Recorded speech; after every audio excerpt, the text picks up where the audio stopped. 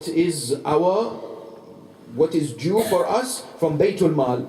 Amir al-Mu'mineen gave exactly the same amount. One was an Arab, one was a non-Arab.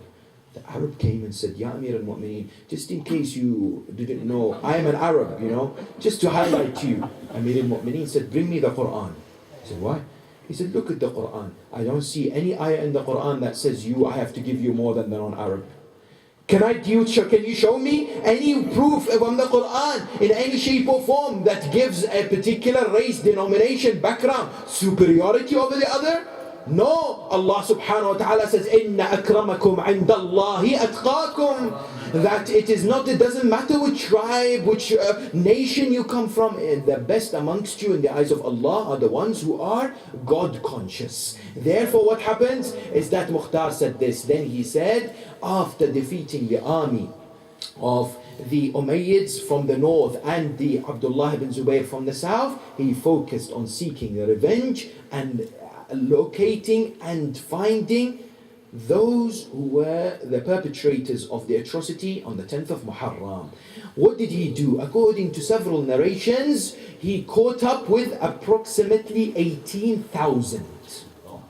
18,000. This was Mukhtar al-Thaqafi and his determination. This determination, indeed, if you look at history, you'll find it was the source of what? Source of praise by the Ahlul Bayt. Because one day, our fifth Imam, Imam Mohammad al-Baqir,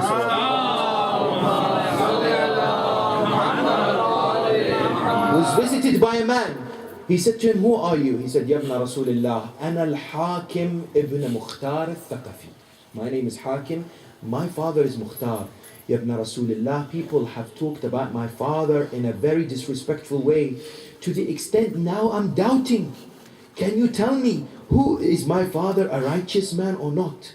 Imam al-Baqir would say, Rahimallahu abaka al-Mukhtar. May Allah send His blessings and rahmah upon your father Mukhtar, because he brought happiness to our hearts, the Ahlul Bayt. Therefore, Imam would say that Mukhtar had an honorable position in the word of the Ma'soom Imam alayhi salam, and the others such as Imam al-Sadiq would honor the position of Mukhtar. Why? Because he sought every individual there and did not leave anyone who committed these crimes in Karbala. For instance, what did he do? He sought each and every of the 10 riders that trampled on the body of Imam al-Hussein. He brought them next to him, and this is the answer to their final misconception, because they said, how can he do and how can he kill without any justification? What Mukhtar did in the majority of the cases is establish a court, whereby the criminals will be brought and they will be what? They will be put through what? A clear justice, that the people will see what they did. That these 10 horse riders, by the way, if you look at their line, all of them were illegitimate children. All of them were born from illegitimate relationship, these 10 horse riders that were ordered by Umar ibn Sa'ad to trample on the body. He brought them all. He said, he declared the punishment. He said, you all lie down. They all lied down. He commanded the horsemen, they all trampled on their bodies. They trampled on the bodies of these individuals. Then he sought Khawli. Who was Khawli? Khawli was the man who carried the holy head of the Imam before the caravan. He carried it on the actual day of Ashura, on the night, and he came to Kufa. And when he came to Kufa, Ubaydullah ibn Ziyad was asleep, and therefore he took the holy head to his house. When he took the head to his house, he placed it in the oven. His wife said to him, what have you bought? He said, I bought the best, most praiseworthy possession that anyone can have. I will be given so much gold and silver. And that night, this lady sleeps, and in her dreams she finds and she sees a lady who she should not recognize, the light coming out of her face. She says to her that my son is in your house, that the head of my son is being kept in your house. She wakes up, she rushes, she opens up this oven, she finds the noor coming out. She cries out on your husband, how dare you that you bring the head of the grandson of the Holy Prophet to my house? I am no way keeping the same place and distance and the relationship between you. And therefore she leaves the house. This particular man, Khawli, was brought before whom? Before Mukhtar. And Mukhtar sought justice upon him. And what happened later? He sought whom? He sought Umar ibn Sa'ad, because Imam al-Hussein had said to Umar ibn Sa'ad, you will never gain the governorship of Ray, and I can see that you will be killed whilst you are what? In your bed. And later on the boys in Kufa will play with your head. That Umar ibn Sa'ad would do what? Would ridicule what Imam al-Hussein would say. But indeed Mukhtar sent whom? Mukhtar sent his trusted companion and the head of his police. He went to the house of Umar ibn Sa'ad, said to him, surrender. Umar ibn Sa'ad would rise on his bed with the sword, wanting to fight, and Kiyan would kill him exactly what had Imam al-Hussein had mentioned, and would bring his head to Mukhtar, and Mukhtar would throw his head, and indeed his head was being played by the children, whom in the streets of Kufa. Likewise, we are told that Mukhtar went for whom? Went for Shimr ibn Dhil Jawshan. When he went for Shimr ibn Dhil Jawshan, Shimr was where? He was in Basra. He was trying to hide. He sent a letter to an individual that come and save me. The letter was intercepted. That once again Mukhtar sends a group of individuals. They go and do what? They would want to capture this man so that he is brought into justice, this wretched individual, yet he fights and he is killed. The head of Shimr and the head of Umar ibn Sa'ad is sent to Imam Zayn al-Abidin. And when Imam saw their heads, he went down in sajda and he prayed to Allah. He said, may Allah subhanahu wa ta'ala bless the one who brought this happiness to our hearts. The narrations tell us that after all these years, this is the first time that the Imam was seen smiling, that he distributed sweets in the streets of Medina, that this was something that indeed brought joy to see the enemies of the Ahlul Bayt indeed being dealt in such a way that they deserve. Likewise, we are told whom? Ubaydullah ibn Ziyad. Ubaydullah ibn Ziyad, when he was poking the holy head of Imam al-Hussein, one drop from the blood of Imam al-Hussein fell on his thighs, which caused him to develop a major infection. And everywhere he would go, this infection had brought this very vile smell. Therefore, what he would do, he would try and somehow conceal the smell by using perfume on his body. We are told that later on, Ibrahim, the son of Malik al-Ashtar, who was the commander of the army of Mukhtar al-Thaqafi, he was an individual who headed an army of Mukhtar against Ubaydullah ibn Ziyad. Ubaydullah is now coming from Sham. He is now coming to fight and regain back Kufa. Ibrahim ibn Malik al-Ashtar had one important mission. Mukhtar had said to him, find Ubaydullah and send me his head. Kill him and send me his head. So in the battle itself, Ibrahim, who is known to be very strong, very courageous, would seek Ubaydullah. How would he seek Ubaydullah? Through the smell.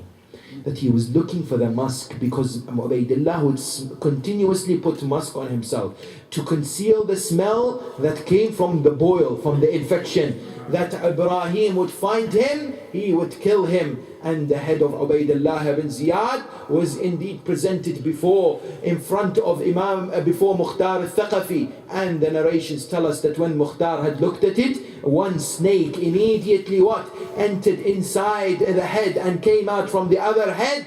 And this was a form of disgrace for this wretched individual. Therefore, you'll find that Mukhtar sought these people one by one, those who severed the arms of Abu al-Fadl al-Abbas, those individuals who attacked the campsite. Each and every one was sought this justice and attained what they deserved. But indeed, Imam al-Sajjad would say one day, he would say, have you caught Harmala? Is there anyone who has caught Harmala? He would come to Sajda and say, oh Allah, I want Harmala to be caught. And that's why Mukhtar would want to catch Harmala more than anyone else. He would say, I want to find Harmala. Where is Harmala? He would continuously seek Harmala ibn Kahil until eventually he captured Harmala. When he captured Harmala, he brought Harmala before him in the court and said, oh Harmala, tell me, what did you do on the 10th of Muharram? Tell me, what did you commit? What crimes you committed on the day of Ashura? Harmala said that I had 7 arrows that I used on the 10th of Muharram. The first arrow that I used out of the 7, 4 of them reached the target. The first arrow arrow that I used is when I saw Al-Abbas, the brother of Hussein, on his horse, his right and left arm severed. I directed an arrow towards the eye of Abu al-Fadl, and it pierced the eyes of Al-Abbas. Harmala said that was the first arrow that I had directed. The second arrow that Harmala says was the arrow when Hussein was standing to rest. When Hussein was standing to take away the blood from his forehead, when someone had hit him with a stone on his forehead, Imam al-Hussein would take some of his cloth. He wanted to remove the blood from his forehead. Harmala saw that Imam was not looking. He said, I took a 3-pointed arrow and I directed it towards the heart of Hussein. It penetrated the heart of Hussein. Imam al-Hussein, when he felt the arrow inside him, he started to cry out, Bismillah wa billah wa ala millati Rasulillah. He would gather the blood that was pouring from underneath. He would start to splash his head with it, his beard. He would place it all over his head. He would say, I will meet my grandfather Rasulullah in this state. He would throw some blood towards the heavens and not a single drop will come back. Harmala said that the third arrow that I used was when Hussein was lying all alone, when he was surrounded by many people, and the young man who was the son of Hassan al-Mujtaba came next to him and said, Amma, oh my uncle, what have they done to you? Who is it that's done this to you? When he was there next to his uncle, this young man Abdullah, he was 11 years of age, he came next to Imam al-Hussein. When he was next to Imam al-Hussein, one man came to strike Imam al-Hussein, but he hit and he severed the right arm of this young child. Abdullah cries out, he says, oh uncle, they have severed the right arm of mine. Oh uncle, look at what they've done to me. Harmala said, I looked at that child. When I saw that child on the next to his uncle Hussein, I directed an arrow and I threw an arrow onto him and I slaughtered him when he was next to his uncle Hussein. But the fourth arrow, Harmala said, was the one that indeed killed the young infant Ali al-Asghar. Harmala said that Hussein came out in front of the people. We did not know what he had under his cloak. He started to say, oh people, look at this child of mine, he's thirsty. Look at him, that he has stopped crying because he needs water. Take him, why do you not feed him some water? Some of the army of Umar ibn Sa'ad would say, let him feed him water, let's give him water. Others would say, no, let's kill him. At that moment, Harmala said that Umar ibn Sa'ad told me, finish the dispute of people. Let's end the dispute of the people. Harmala said, Allahu Akbar. Can you imagine that today the children, when they have vaccination, they normally use a small needle. They use a small needle because their body is soft, their body is delicate. This is a baby, a young baby. They don't use an adult needle. Harmala said, I took an arrow which is used for adults. It is a big arrow. I looked at the baby. I wanted to see where to hit the baby. I saw that he has whiteness on his neck, and I directed the arrow towards his neck. فَذَبَحْتَهُ مِنَ الْوَرِيدِ إِلَى الْوَرِيدِ. I slaughtered him from one side to the other. The neck was pierced through this massive arrow. Imam al-Hussein is carrying the our young Ali al-Asghar. He looks at him, he cries out, أول ما نزل بي أنه بعين الله. Allah is watching this musibah. Why did Imam al-Hussein not take the arrow out? Because if he takes the arrow out, the head will fall. The head of Ali al-Asghar would fall. Imam al-Hussein brings Ali al-Asghar. He carries the blood. He throws the blood towards the heavens and not a single drop comes back. He is wrapping the young baby under his cloak. At that moment, Sukaina comes out and says, my father, have they fed my brother Ali? Have they given him water? Imam al-Hussein says, my daughter Sukaina, take your son, take your brother, he is slaughtered. This is your brother slaughtered from one vein to the other. Allahu Akbar. On Sham Ghariba, his mother Rabab, Sayyida Zainab is looking for her. She can't find her. She finds that this particular mother is sitting next to the grave of Ali al-Asghar. She says, now that my milk is back, I want to feed my son Ali. He died when he is thirsty. I have now milk. I need to feed my son Ali.